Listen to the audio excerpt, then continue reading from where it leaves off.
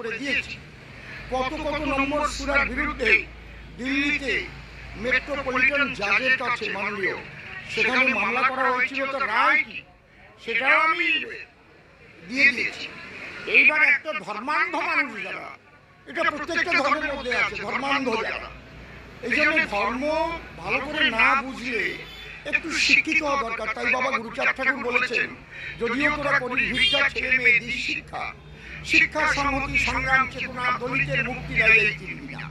অশিক্ষিত মানুষ যত বেশি ধার্মিক হবে, ধর্ম প্রচারে যাবে, তত সমাজের ক্ষতি হবে। তারা ধর্মান্ধ। ধর্মের সঙ্গে বিজ্ঞানের কিন্তু একটা লিঙ্ক আছে। বিজ্ঞান ভিত্তিক ধর্মটা আমরা যেন বুঝতে শিখি।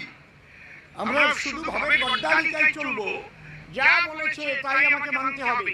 আগে দেখতে হবে সেটা মানুষের কল্যাণকর, মানুষের হিতকর, না মানুষের